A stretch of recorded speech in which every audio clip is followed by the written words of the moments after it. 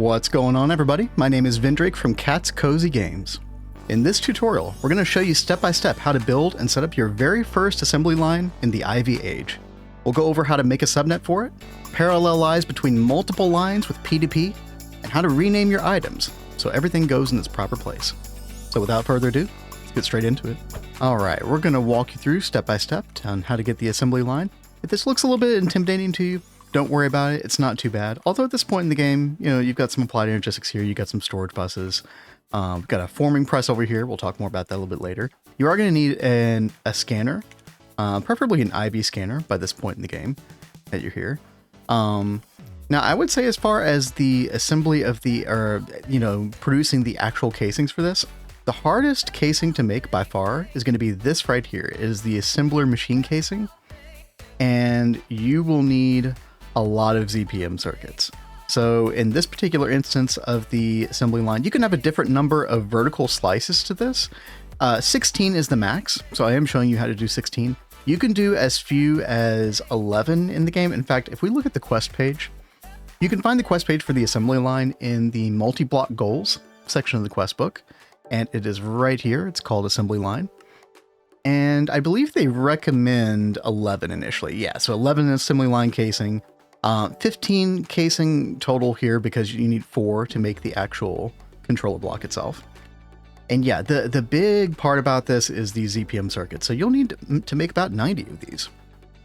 So you need to make sure that you have plenty of IV circuit assemblers in your clean room able to make circuits in parallel. Other than that, other pain points, really not a whole lot. Our purple is our main network here, and then you're going to be making a subnet. We've got a lot of different colors here. There's a good reason for that. We'll show you that in a second. So I've got another one prepped over here because ultimately you will make multiple assembly lines and you want to parallel craft through them. The way you're going to be able to do that is through something that hasn't always been in the game, but is here now. It's very nice.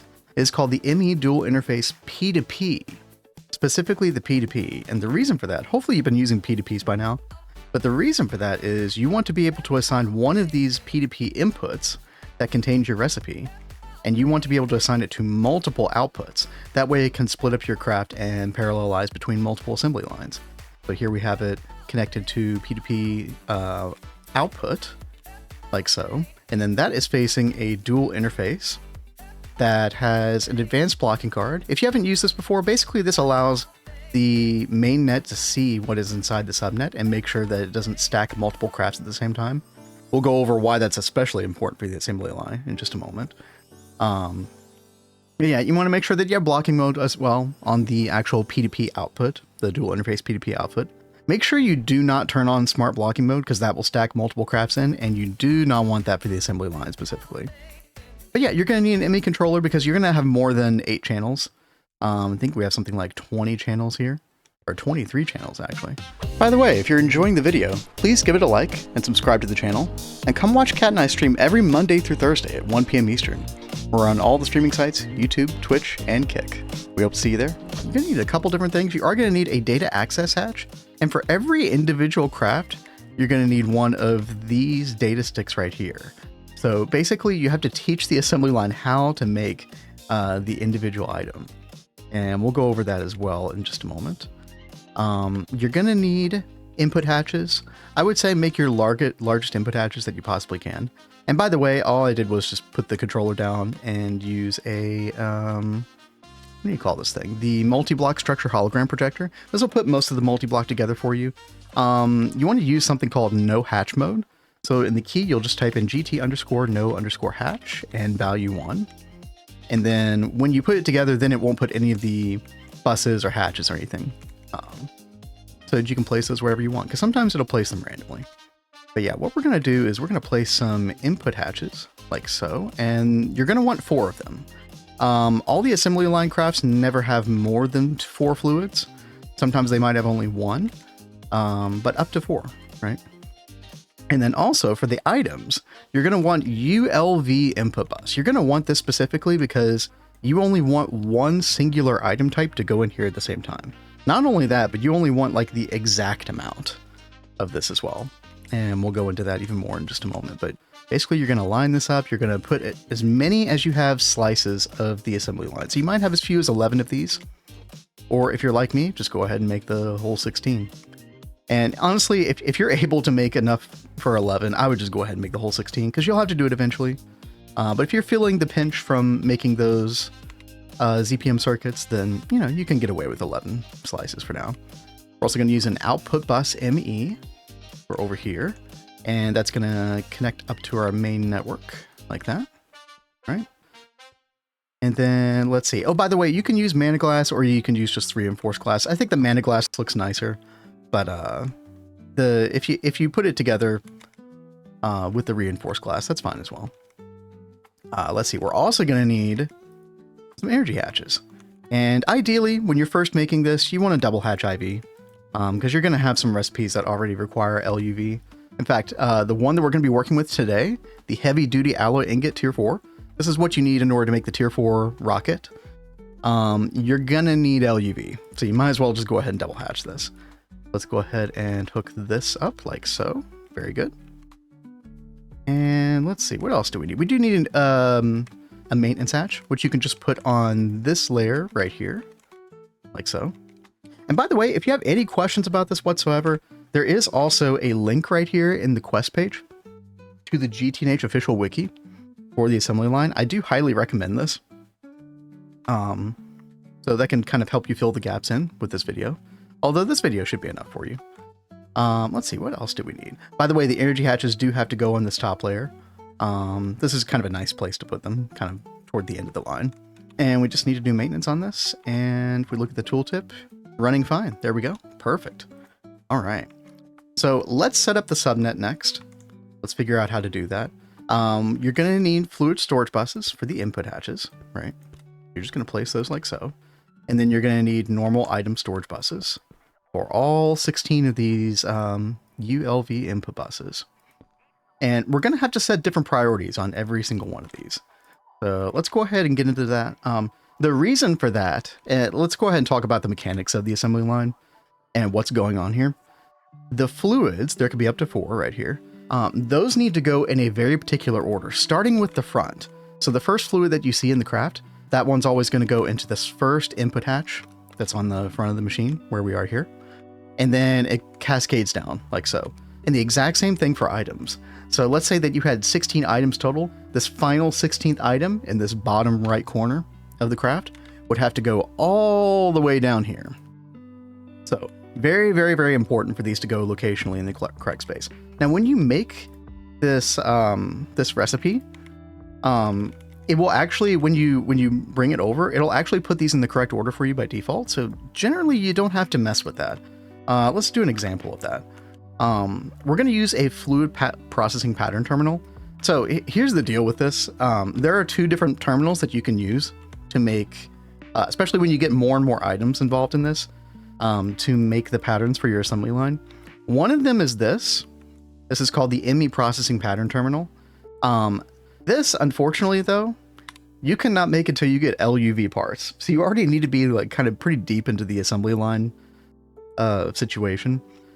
What I recommend instead is that you forget about that and you make one of these, because you want one of these anyway. This is the universal wireless terminal. This way you can have wireless AE, so I could just hit a hotkey in my bar. I have it in my bobbles. I've got it set to G, and yeah, we can access all of these different things. We've got a crafting terminal, we've got pattern terminal, processing pattern terminal. We can see all of our fluids. We've got interface terminal. It's got it all, basically. So I highly, highly recommend making that. It is a bit of a pain to craft, but definitely worth it. You'll need to put it through a security terminal after you make it. And then you will need wireless access points with booster cards inside. This is kind of overkill right now. You can basically adjust the range by how many wireless booster cards you put in there. But yeah, that's a kind of a quick primer on the universal wireless terminal. But yeah, we're going to use this in order to make our patterns. Let's go ahead and do that real quick. So we've got this stuff here. We've got compressed ice plate. Now notice these are 2 separate stacks of 3. This is actually really, really important. You are going to have to separate these, and you're going to have to do something special in order to separate them, because what's going to happen is if you don't do something special with it, it's going to take this heavy duty plate, put it in the first input bus, and then it's going to try to put all 6 of these compressed ice plates into the second ULV input bus. But that's not going to work. You need these separated. So what we're going to do is we're going to use a forming press. Okay, so you should have a multi-block forming press like this by now from GT++. You're going to take something called a mold for names. And basically what this allows you to do is to rename an item. And we're going to rename 3 of these plates so that they don't stack. So what we're going to do is we're going to put the mold inside of the anvil. And then we're just going to say rename 1. I say rename 1 because you'll end up needing to rename items multiple times in later recipes. So eventually I'll have like rename 2, rename 3, etc. And so you're going to have that. And so basically you put this in the forming press with whatever item you're trying to rename, and it'll rename that item for you. It's really nice. Here we've already got a recipe ready to go for this. We've got the ME interface, and we've got a pattern here. See if I can get this real quick. Yeah, so 1 compressed ice plate equals 1 rename. So you may need to make 1 of these, and then you can kind of put it right there, and then make your pattern, and then you'll be good to go. And as you can see, yep, there's the mold, and then you should be in good shape. So that's what we're doing. And when I go and I look at the pattern that we made right over here, let's go grab this real quick. There we go. We got 3 compressed ice plates, and then we've got 3 rename as well. So if I were to shift right click this in like normal, you got the 2 compressed ice plates. So you need, they're basically the same. So you do need to change these 3 out with rename. You can leave the fluid at the end. The fluids are actually going to go in first when we do priority. But yeah, let's talk about priority real quick. Let me put this recipe back here. And let's talk about priority for our storage buses. So we talked all about the recipe, how that works, why this is important. So it's going to make a lot more sense when we come in here and we click on this fluid storage bus first. And we're going to have this be the highest number in our priority list. So in this case, we've got 20 storage buses total. So I'm going to make this priority 20. And then we'll go to the second fluid storage bus. And then we're going to make that 19 and 18 and 17. And so when we come over to this first item storage bus, you guessed it, it's going to be 16, 15, etc. So give me a second to rename these, and then we'll come back to you. All right, we are back, and priority 1 on the very last slice. So there we go. We've got all of the priorities on this. Excellent. So the next thing that we're going to do is we're going to do some weird coloring with this. There's several different ways that you can do this. The whole purpose of the different colors here is to make sure that we don't have any of these smaller flux cables. For applied energistics, we don't want them equaling more than 8 channels. So what I'm going to do is I'm going to just alternate with colors here. So we're going to put cyan on every other one here. And it doesn't matter whether you know, what colors you use. You just need to make sure that you have colors you're familiar with, that you can differentiate between, all that. And then we're going to put, is this lime? Yeah, lime. Right there. Very beautiful colors. So we're going to put our flux cable here, normal flux cable, so that, all these colors will connect up properly. And we're going to do something like that. Yeah, perfect. And then we're going to put a ME controller on this last one, like so. And then I'm just going to use blue, blue for fluid over here. But again, you could use anything that you want. And there we go. We've got our 20 different devices hooked up. And then also, we're going to need a little place to hook up our receiving dual interface P2Ps. So basically, these receive the craft. And you can have multiple of these. So right now, we're just using 1, assembly line 1. And you could put pattern capacity cards in here, so you can have 36 patterns. But you will eventually have enough recipes in the assembly line. The game uses the assembly line more and more as you go further deeper into the progression. So you will need eventually several of these, so we can come in here and we can rename these. By the way, you'll want to use an advanced memory card when you're binding these, and you can shift right click. So if you just right click, it just opens the interface. So you want to shift right click, and then we can rename these. So assembly line 2, assembly line 3, and these will be input by default, and you want these to be the input because, again, you can, with P2Ps, you can only have 1 input, but you can have multiple output. And the multiple output are where we're going to do the parallelizing. So what we're going to do is we're going to grab some normal dual interfaces. These are basically what receive the craft. So we're going to grab those. And then you're going to grab advanced blocking cards. You're going to need, however many interfaces you're dealing with. Here we've got 3. You're going to put them right here in the little upgrade slot for the cards, right? And then we're going to take the P2P tunnel ME dual interface. We're going to pop those on there like so. And then we're just going to connect those to the main network because the main network does need to see these. So that these two can communicate with each other, basically. And then finally, we do need to provide power to our subnet, so we're just going to bring some main... Oh, not like that. We don't want to bridge it. That's how you don't do it. We're going to bring quartz fiber over here. And then we should be getting power. Yep, perfect, perfect. All right, so now what we're going to do is we're going to bind this.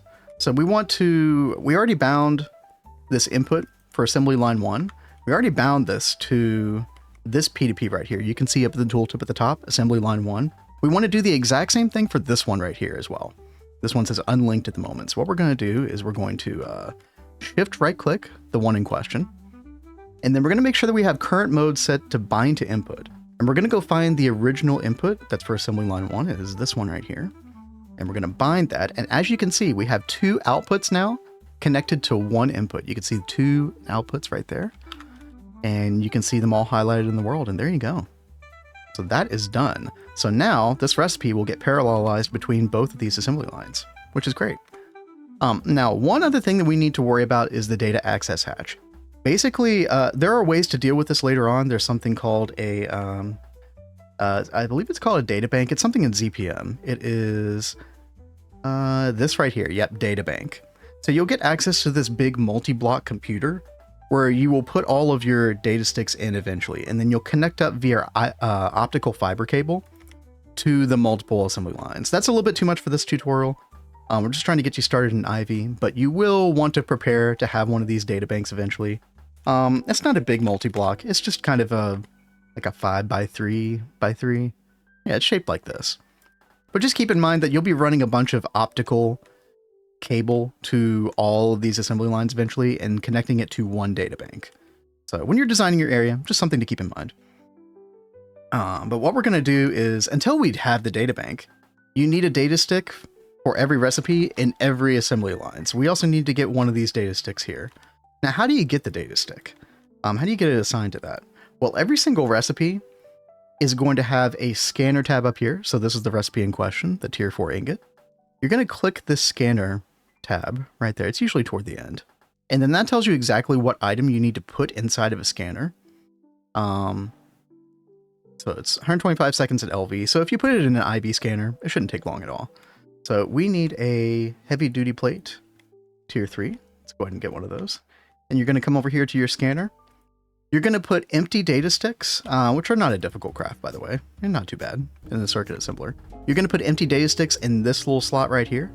It's called a data slot. And then you're going to put the item in question that you're scanning right here, and it will consume it. So keep that in mind.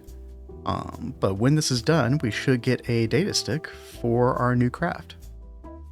Awesome. And you can hold down shift to see a visualization of the item, but it also tells you in the tooltip. So we're going to come over here to our data hatch. We're going to put that in there. By the way, there are bigger data hatches. So if we look up data access hatch, there is a 16 slot one that you can make. ZPM circuits, data orb. So you might even just want to skip to this eventually.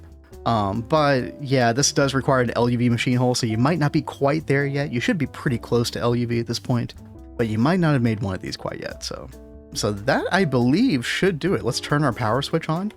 Make sure that we have everything connected up properly. Everything is online. Make sure our P2Ps are online. It says device online. I think we are good to go. I think we're ready to try this craft, and let's see if this parallelizes correctly. So I'm going to request, I don't know, like 8 of these, and we'll see what happens. So it does need to rename a couple of those. Let's take a look at our crafting status. Oh, it's not happy. Uh-oh, why is it not happy? See, it should be putting the items in by now.